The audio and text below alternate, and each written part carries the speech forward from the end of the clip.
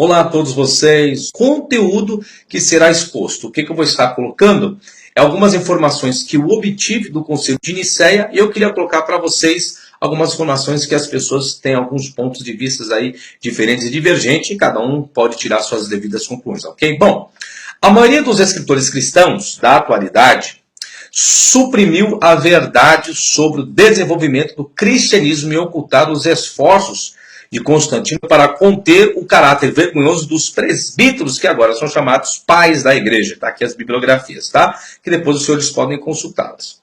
Eles foram enlouquecidos, disse ele, Constantino. Está aqui a bibliografia. Vamos para a parte de baixo aqui. Depois você volta o vídeo aí e vê as bibliografias que foram utilizadas, tá?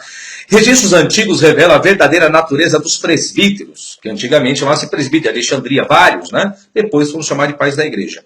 E a pouca consideração em que foram realizados os concílios foi sutilmente reprimida por modernos historiadores da igreja. Vamos subir. Na realidade, eles foram os companheiros mais rústicos, ensinando estranhos paradoxos. Eles declararam abertamente que ninguém estava apto a ouvir seus discursos, pois eram ignorantes. Eles nunca apareciam nos círculos dos mais sábios, mas se infiltravam entre os ignorantes em cultos, divulgando nas praças, feiras e mercados. Grupos de presbíteros tinham criado muitos deuses e muitos senhores, conforme 1 Coríntios 8,5. E numerosas seitas religiosas existiam, cada um com diferentes doutrinas, segundo Gálatas 1,6, se bem isso escrito lá, registrado.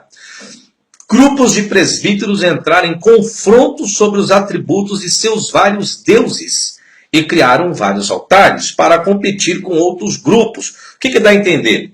Que esses presbíteros que estavam em outras localidades ainda não difundiam apenas uma única religião. É esse o conteúdo que dá a entender, que eles dividiam várias religiões. E aí cada um tinha o seu devido conceito. Está isso no quarto século.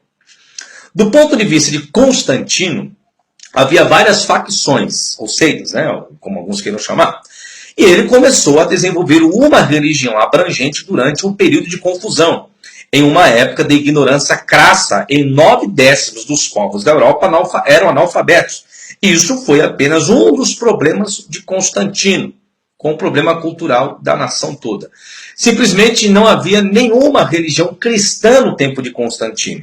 E a igreja reconhece que o conto de sua conversão e batismo é inteiramente lendário. Então alguns acham que é totalmente uma lenda. Está aí as bibliografias que eu estou colocando. Constantino nunca adquiriu um conhecimento teológico sólido e dependia fortemente de seus assessores em questões religiosas. Ele não tinha um conhecimento teológico e dependia apenas dos assessores.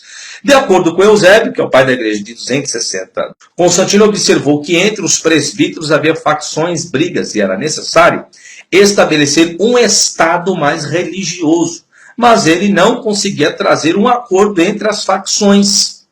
Seus conselheiros avisaram que as religiões dos presbíteros tinham que ser destituídas com fundamentos e que precisava estabelecer uma de forma oficial. Constantino, então, viu nesse sistema confuso de dogmas fragmentado a oportunidade de criar uma nova religião e que se ligasse ao Estado, neutro em termos de conceito, e para protegê-lo por lei.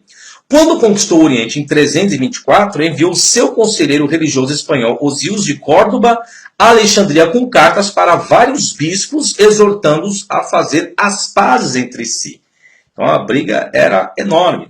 A missão falhou e Constantino, provavelmente por sugestão de Ossos, em seguida emitiu um decreto ordenando a todos os presbíteros e seus subordinados que viessem à cidade de Niceia, na província romana da Bitínia, na Ásia Menor. Hoje parece que é a atual Turquia, uma coisa assim.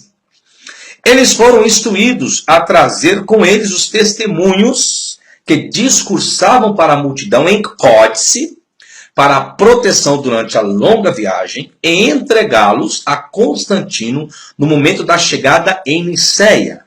Seus escritos totalizaram ao todo 2.231 pergaminhos e contos lendários de deuses salvadores, bem como um relatório das doutrinas discursadas por eles. Então Constantino queria tudo quanto era informação para saber que briga que era, né?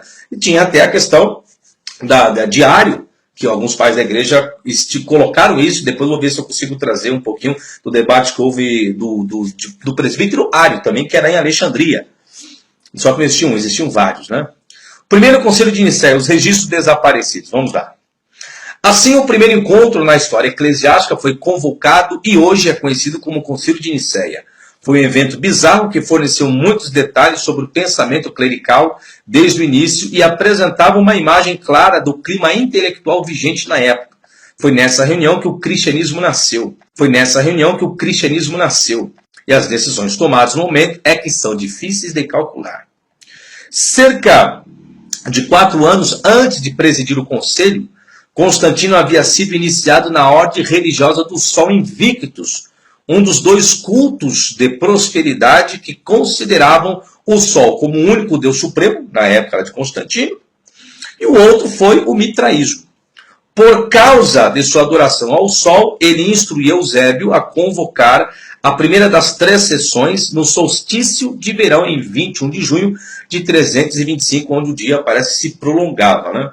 Ainda mais no verão. Está aqui a bibliografia da informação que foi obtida. De acordo com os registros, Eusébio ocupou a primeira cadeira à direita do imperador e proferiu o discurso inaugural em nome do imperador. Não houve presbíteros britânicos no conselho, mas muitos delegados gregos e também 70 bispos do Oriente.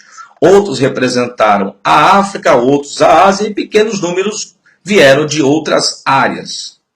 Foi nessa assembleia com tantas ramificações representadas que um total de 318 bispos, sacerdotes, diáconos, subdiáconos e exorcistas se reuniram para debater e decidir sobre um sistema de crença unificado, que englobava apenas um Deus, fosse geral para toda a nação. Por esta altura, uma enorme variedade de textos discutíveis, tá? E a bibliografia, circulava entre os presbíteros e eles apoiavam uma grande variedade de deuses e deusas, orientais e ocidentais, como Júpiter, Baal, Thor, Apolo, Ares, Taurus, Minerva, Mitra, Teos, Ate, Indra, Hermes, Tamuz, Ial, Saturno, Máximo e etc. Uma porrada de deuses aí que estavam tentando escolher qual seria o melhor. A intenção de Constantino em Nicéia foi a criação de um Deus totalmente novo para o seu império, que uniria todas as religiões sob uma divindade. Os presbíteros foram convidados para debater e decidir quem seria o novo Deus. Os delegados discutiram entre si, expressando motivos pessoais para a inclusão de determinados escritos que promovessem os traços mais delicados de sua própria divindade especial. Então, cada um escolheu o seu. Ao longo da reunião, deixa eu subir um pouco. Ao longo da reunião, alguns uivavam e o debate se tornava mais acalorado. E os nomes dos 53 deuses foram apresentados para discussão. Vamos subir aqui. Constantino era o espírito dominante em Nicéia. E ele finalmente decidiu por um novo deus para eles. Ele determinou que o nome do grande deus druida, Esus, deveria ser juntado com o deus oriental Krishna. Krishna, que em sânscrito é Cristo. Krishna, que em sânscrito é Cristo. E assim, Jesus Krishna seria o nome oficial do novo deus romano. A votação foi realizada e ambas as divindades se tornaram um deus. Um novo Deus foi proclamado e oficialmente ratificado por Constantino. Vamos falar um pouquinho dos evangelhos. Constantino, então, instruiu Eusébio de organizar a compilação de um conjunto uniforme dos novos escritos, desenvolvidos a partir dos aspectos primários dos textos religiosos submetidos ao conselho. Então, o que foi decidido no conselho deveria padronizar. Suas instruções eram: examinai-vos estes livros, e tudo que for bom neles, que mantenham, mas tudo que for mal, seja rejeitado. O que é bom em um livro, unir-vos com os outros que sejam também. Né? Então, unificar, tal do Novo Testamento. Né? E será a doutrina do meu povo, que eu recomendo a todas as nações. E assim não haverá mais guerra por outras religiões. Torna-o surpreendente, disse Constantino. E os livros foram escritos em conformidade daquilo que ele solicitou. Né? Isso aí está na Vida de Constantino, volume 4, página 36 ao 39, tá bom? Constantino acreditava que a coleção de mitos uniria as outras religiões sob uma história representativa.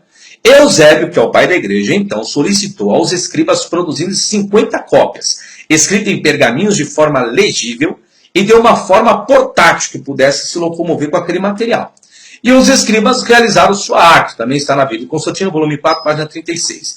E eles eram os novos testemunhos. E estas são a primeira menção, em 331, do Novo Testamento no registro histórico. Aí surgiu praticamente o Novo Testamento, vamos dizer assim, fechado, né, os livros, né? Não o cânon, porque o cânon foi em 363, mas já estava ali já o processo. Com as suas instruções cumpridas, Constantino então decretou aos presbíteros que os manuscritos mais antigos, não oficializados por ele, fossem queimados. E declarou que se encontrasse com qualquer homem algum manuscrito antigo, que seria cortado os seus ombros, ou seja, decapitado, tá?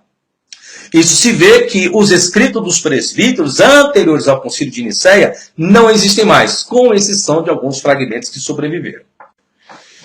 Alguns registros sobreviveram e eles forneceram implicações alarmantes, alguns que sobreviveram, para os documentos antigos da igreja.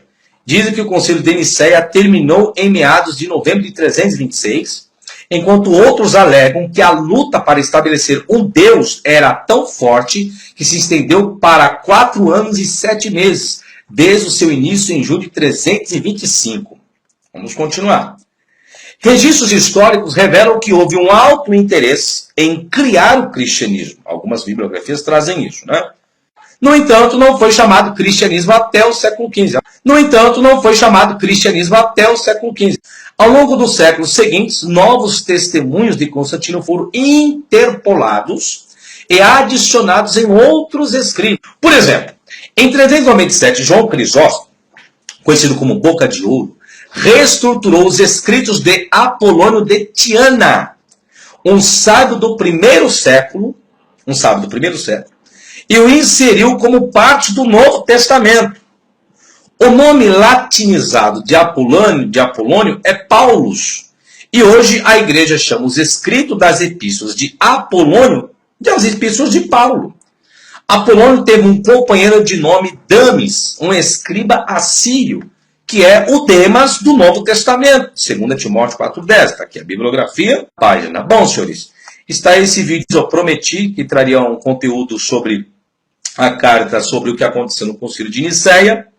O conteúdo aqui, cada um julgue as informações. Está aqui para cada um também pesquisar se o conteúdo aqui exposto confere ou não, ou se outras pessoas têm outros argumentos, né, outros fundamentos, que possa ser contra esse conteúdo. Então está aqui para os senhores pensarem. Então, vocês podem ver que eu estou fazendo vídeos para os senhores pensarem. Então, peguem os fundamentos aqui utilizados e vejam se há realmente a veracidade disso. Mas professor, há veracidade ou não? Muito obrigado, até a próxima e tchau, tchau.